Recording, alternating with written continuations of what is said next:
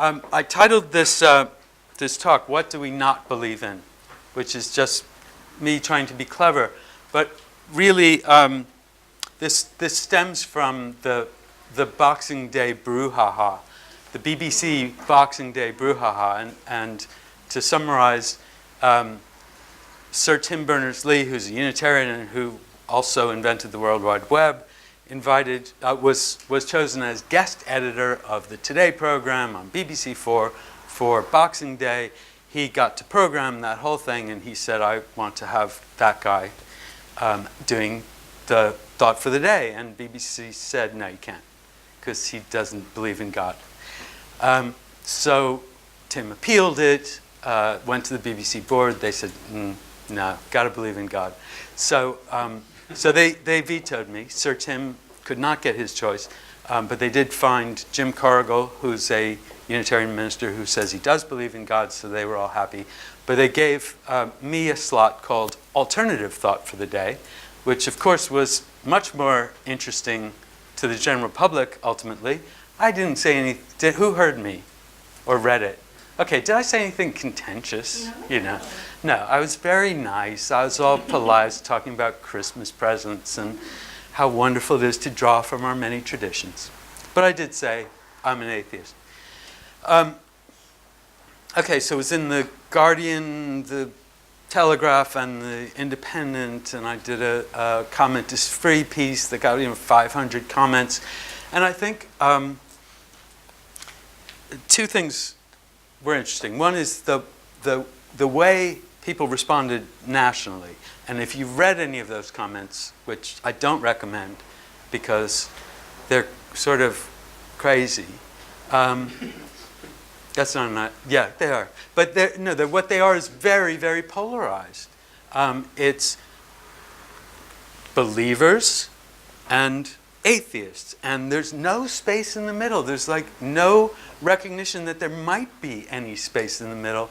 And the atheists are saying, "You believe in a big man fairy in the sky," and the believers are saying, "You are amoral, care about nothing, don't believe in love." I mean, just nutty, really. So that kind of caught my attention. I thought that's worth looking at. And the other piece is the way Unitarians responded. And I think a lot of Unitarians went, and some Unitarians went, "Oh my goodness, we can't have this among our ranks." Some Unitarians felt that although we have a range of beliefs, not believing in God is beyond the pale. Right? It's okay to be doubtful about believing in God, was what I heard, but not believing, definitely not believing, unacceptable. So today what I want to do is, I've got two goals. First one is to toss labels out the window. That is, we will not use those labels after a moment. We will not use labels. And the other is to just begin to explore the range of beliefs that we do hold, which I suspect, and I have found so far, are rather disconnected from the labels we use. But just for fun, what are some of the labels that we use? Atheist, theist, what else? Deist. Agnostic, what? Deist. Panentheist. Panentheist. She went to school for that. Humanist. Unitarian. Pagan. Christian, pagan. Animist. Druid. Transcendentalist. Pantheist. There's pantheist. No, Sarah said panentheist, which is a completely different thing. And she'll be glad to explain that to you later. In the second workshop. Yeah. Heathen.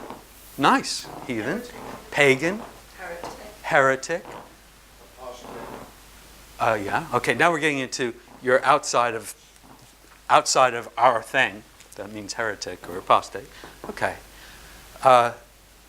Henotheist. Polytheist. There's lots more, and they probably have relatively. Religious naturalist.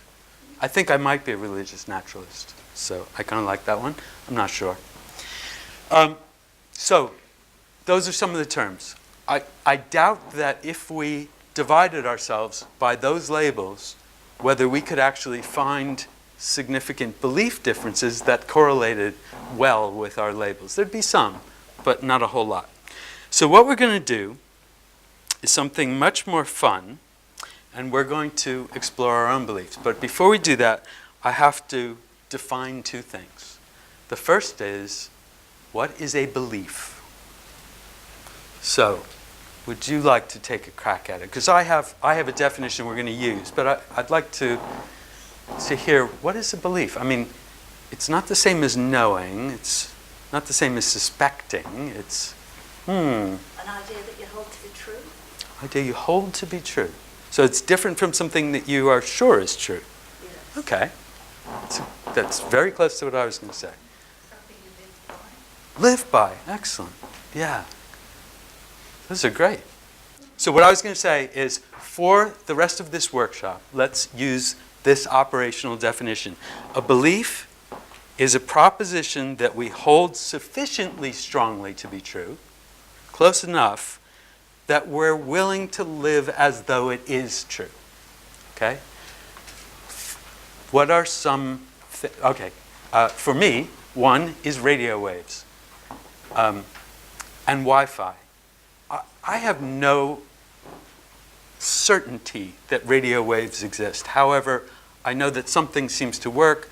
So, although I don't understand it, and I'm not a physicist, and I'm quite happy to carry around my connected tablet, which is receiving something, and that's all good. So I'm willing to live by that. What else qualifies as beliefs in that sort of way? That you shouldn't steal. That you shouldn't steal. So So that sounds like a rule. I know, but I was thinking that a belief does include moral beliefs as well as matters of fact.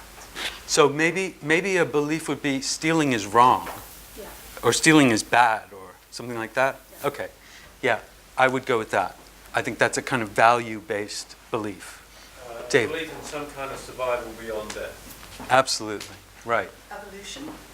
You believe in evolution? Yeah. Can you prove it? No, but can Well, I you? can. Yeah, but if you were doing an experiment with fruit flies, would you use that as your basic thing? I believe that's true, and I'm going to keep doing it. Okay, great. Yeah. The golden rule generally is good for mankind. That the golden rule is a good. Yeah. That it is Do what you would be same sort of thing. That it is a good thing. It is good to do. Okay, great. So that's what a belief is for today, for this hour. That it's a proposition we hold sufficiently strongly to be true. We don't know it's a fact, but we're willing to live as though it's in fact true. All right. The other thing we have to talk about is, because not all beliefs are values, that kind of thing. Some are what are sometimes called supernatural or metaphysical. And obviously when we talk about religion, we're often thinking about God and the divine and things like that. And so I want to offer a definition that will allow us to work with that without going through labels. Because if I say, do you believe in God? You will all picture something entirely different.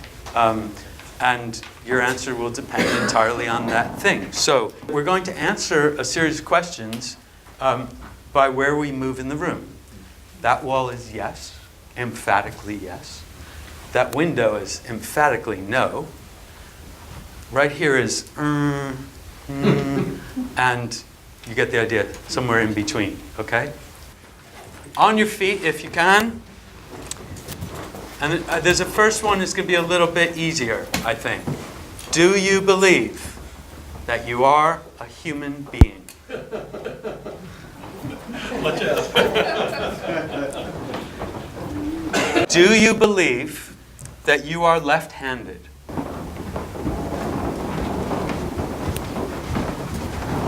Great. So look around. You see, we've got quite a lot of right-handed people. And very few left-handed people. If we did this with the MIT Massachusetts Institute of Technology entering class, there would be more people at that end than this end. Isn't that remarkable? Do you believe that every person has worth and dignity? That's in our national statement. Do you believe that every person has worth and dignity?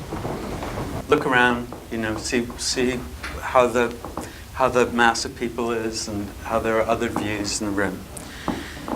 Okay. Do you believe that after death, a human personality or consciousness can continue to exist? Great.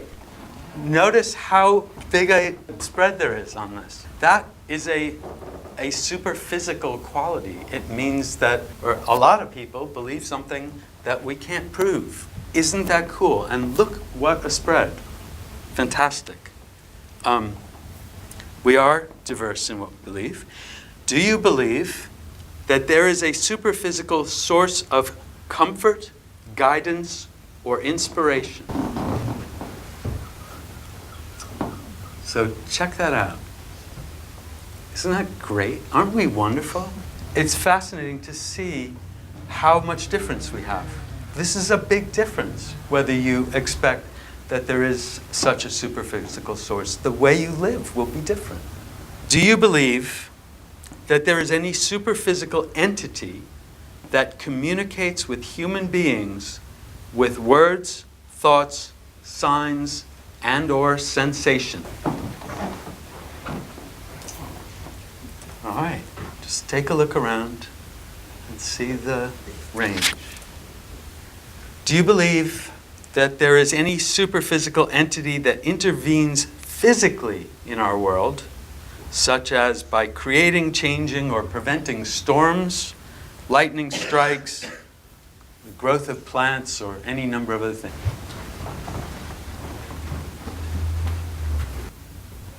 Do you believe that prayer, chanting, thought, or meditation can shape events in the world? Fantastic. Do you believe that there is superphysical communication between human beings? More people saying yes than saying no. Do you believe that there is any superphysical entity that contributes to constructive and/or destructive human behavior?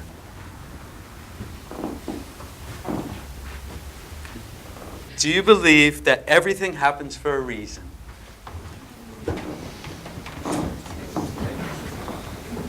Please take a seat.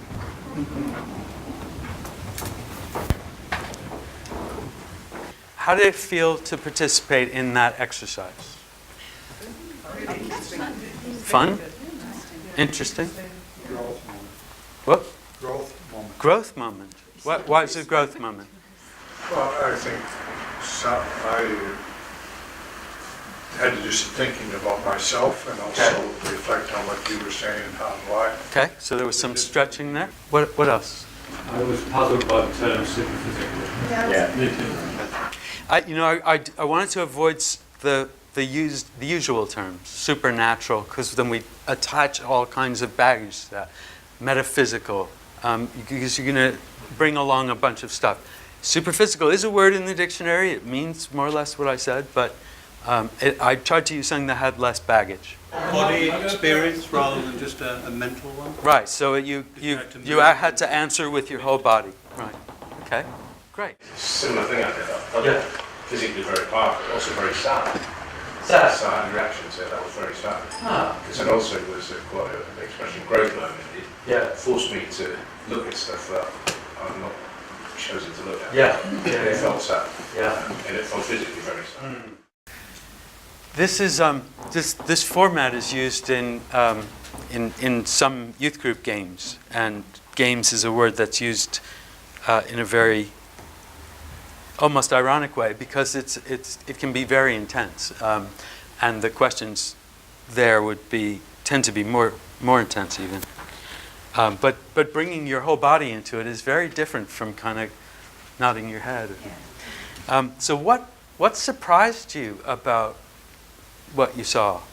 what you participated in. Well, I think one thing that I thought was quite interesting was the fact that one expected to have a roughly similar group of people moving in the same direction to the same place. Often I think people did move in the same direction, but actually it did vary. The diversity of the beliefs within the room, I think, was something which was really palpable and really powerful. And are you saying also that it wasn't, this clump is always going to answer the same way for every question? I mean, they're always going to be together, but they weren't always together, were they? Yeah, there's a lot of mixing. Sometimes there seemed to be quite a subtle shift in the question, but it would result in quite a... Just remember that noticing that something just was shifted slightly, and it meant there was a big difference. It would move from one end. Oh, between one question and the next. Yeah. Okay, right. Yes, absolutely. Absolutely. Yeah. I noticed on a couple of the questions where I was glued down there. Yeah. And I just made out a few people that were glued down there. Yeah. And then that stayed for, say, 2 or 3 questions. Yeah. Then a new question came along, and bingo. All the firm yeses went all the way down, firm no's, all the firm, not all, but many of the firm no's came all the way back up here, so there was this complete flip-flop going on. I found that fascinating. Absolutely. Anything else surprised? Yeah. Well, I've always wondered why sometimes you see families around a death and it really tears the family apart. And from doing this, now I know why. Because you're all seeing that one event from all different points in the room. Yeah, that's right. And some families have radically different kinds of views. Yeah. It was meant to be. No, it just wasn't meant to be. Yeah. There's also a sense for me that the way I answered is how I answered this afternoon. Ask me the same questions tomorrow. Sure. Yeah. When I'm having a bad day or whatever. Yeah. I could answer them very differently.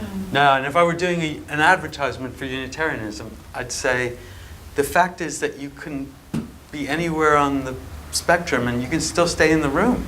We're not going to throw you out because you went there. What I found interesting, Andy, is that we're all in the room as Unitarians, so we kind of fit. You can imagine we were looking and we might look all the same. What this has done is, because we've got a range of questions, you could probably put people on a, if you could plot it, that would show the diversity of people, that we can be in one group and explore Unitarianism or whatever that is. I found that quite interesting. It's a diversity indicator. Absolutely. It's a diversity indicator. I had one challenge when, out of all the questions, there was one that was something I felt very strongly about, and I didn't feel quite as tolerant about that one as about the others. And I'm not going to say which question or where I went, but I was against one wall, and there were people against the other wall. And what were they thinking of? Isn't that great? And yeah. Right, how many other people had at least a little bit of that feeling? Yeah, absolutely. Every question. Out. One of the things that this opens up is the fact that we don't often talk about this stuff. It's a little bit scary. It went back to that first bit for me about belief. Yeah. So was it sufficient? Yes, right. It wasn't insufficient, but it wasn't sufficient. Okay, yeah. No, I think that's great. And there was also a point, it could be sort of like, both and, Yeah. sort of. Yeah. It depends. Yeah. Well, yes, So I put these questions out on the web and promoted them through Twitter. I have 221 responses, but they were only allowed to answer yes or no. And I just want to give, if I showed you this actually, you wouldn't be able to read it because it's too small. But so we talked about consciousness or personality persisting after death. It's about 50-50 on that, a pretty even split among the 221. And I also have what labels those people use to describe themselves. And at some point, I want to start taking that apart as well and sort of say, okay, how many atheists actually believe that there's life after death, and what does that mean? Or how many people who use that label for themselves? Do you believe there's a superphysical source of comfort, guidance, or inspiration? Again, about half and half. The superphysical entity that communicates with human beings, about a third yes, 2/3 no. A superphysical entity that intervenes physically, vast majority said no. Only a small minority said yes. Prayer, chanting, meditation, can it change things? Can change things in the world, not just in us. And about a third said yes. The 2/3 said no. Superphysical human communication between humans is again about 50-50. Do you believe that everything happens for reason? Sort of 5-1 no to yes, which I was sort of surprised at. And it strikes me that the ones where there's a big shift, so 2/3 said one thing, Yeah. the 1/3 said another, our answers were mirrored by that. Yeah. From my Yeah. memories. Yeah, more or less. Yeah. Yeah. Yep. And we're going to go back to one of the questions. Is there a superphysical source of guidance or comfort? And I'd like you to go to either yes or no this time. So if you feel like you need to be in the middle, toss a coin and go one direction or the other. Because I want to split up the group in half. And once you've done that, I want one person from each side to partner with a person from the other side, and you're going to sit down together and talk for a few minutes.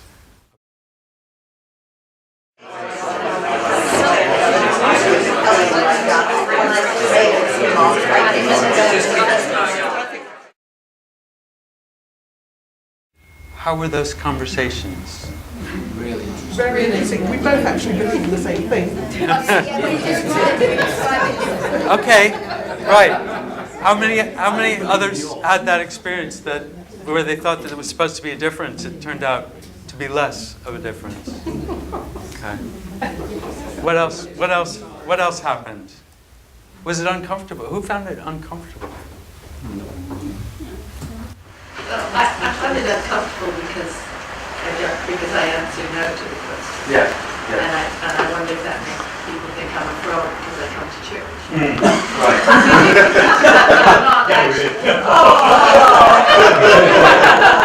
I'm not actually embarrassed about sharing that.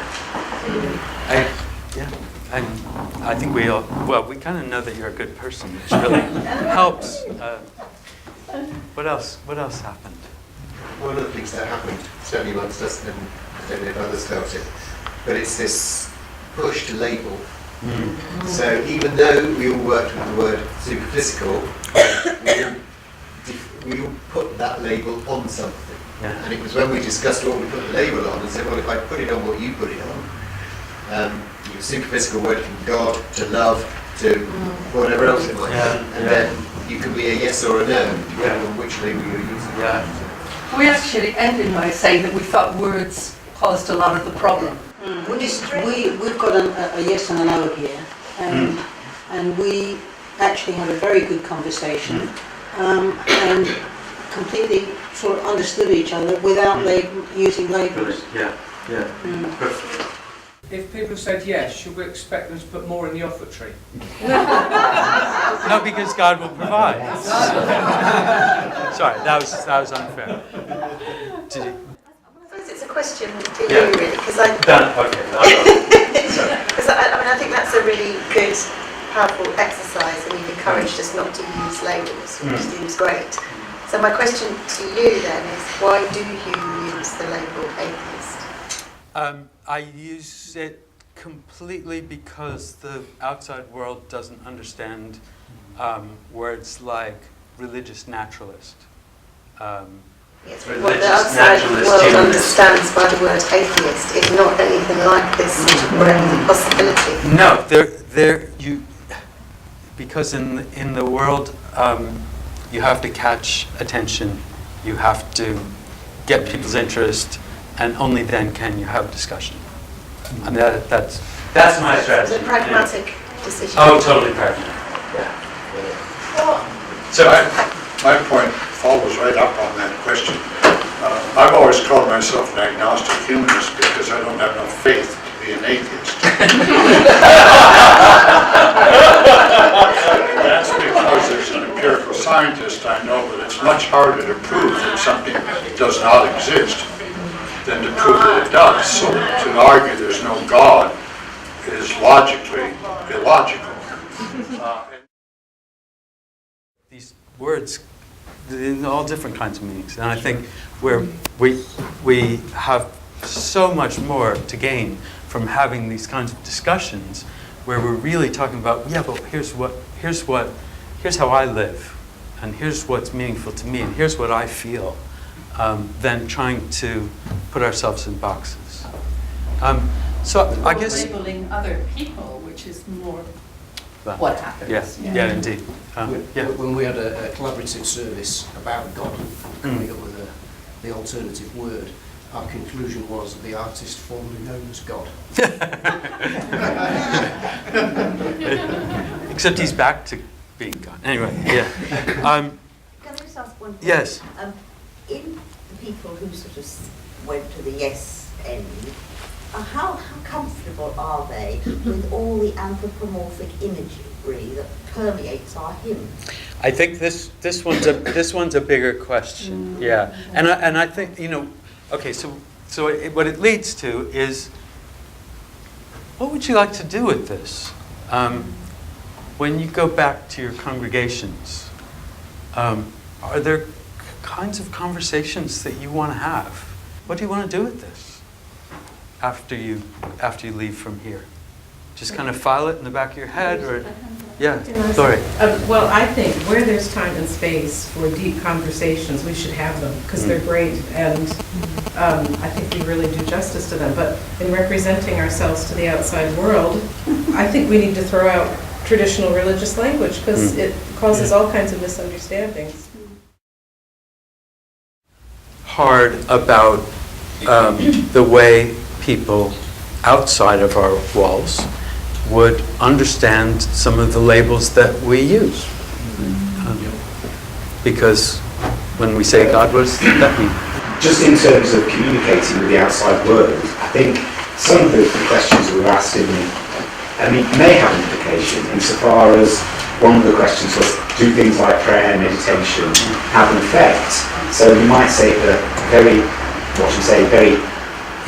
atheistic end of the spectrum, that sort of, you might say, human proselytizing techniques such as advertising, marketing, all that sort of thing may be high on the agenda, whereas perhaps more at this end, for want of a better word, things which put, for want of a better word, sort of spiritual energy out there, which may not involve actively going out and laying leaflets on people, but there may be a thought that in some communities, praying, meditation, doing things of that nature may actually create an energy within the community that attracts people into it. And that potentially could be a point of division within a Unitarian community, arguably, about how you approach.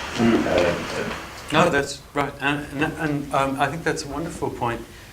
And it's probably part of why we're a little bit, sometimes a lot, reluctant to have these conversations. Well, because if we expose the deep differences in what we believe and how those beliefs inform what we do in our lives, we may find some way that we can't get along or can't agree. And so the final thing is, what range does and should Unitarianism include? Is anything that we've looked at today beyond the pale? Who are we? Where should the boundaries be? I think the only boundary I'd want to say is that everyone remains open-minded. It doesn't matter what you believe, but I think that my argument with the word atheist is it suggests a fixed position, a kind of closing down of inquiry. That's what it implies to me. And I'm not comfortable with that. But that's the only aspect of it I'm not comfortable with. I'm very uncomfortable with the word atheist because it's such a negative word.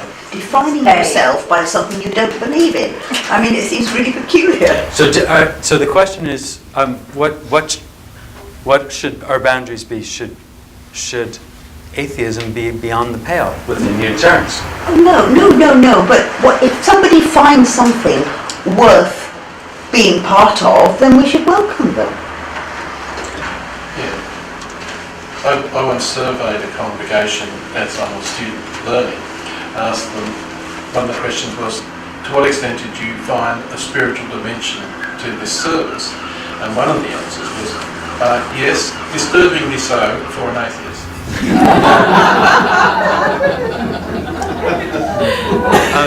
I just want to take the other kind of perspective because I don't hear anybody arguing it. And Unitarianism is a movement that grew out of nonconformist Christianity. Our changes in the past have always involved how we understand the super-physical, divine, not whether we did. To suggest that Unitarianism can include people who deny entirely the existence of God is a new and different thing. Is that what we're about, or are we about varying understandings of God? I think we're about giving people, what I've always said to people about Unitarianism is that people believe in a number of things. You have a space here to explore and to grow in what you believe in. And I think that's a huge benefit because very few other religions will have the courage to say, you can come here and you can change and you can think about things. And I don't think we should ever lose that. Unitarianism is a whole inquiry, and thou shalt have open minds, not hurt anybody. And thank you. And thank you very much. Thank you so much for being here.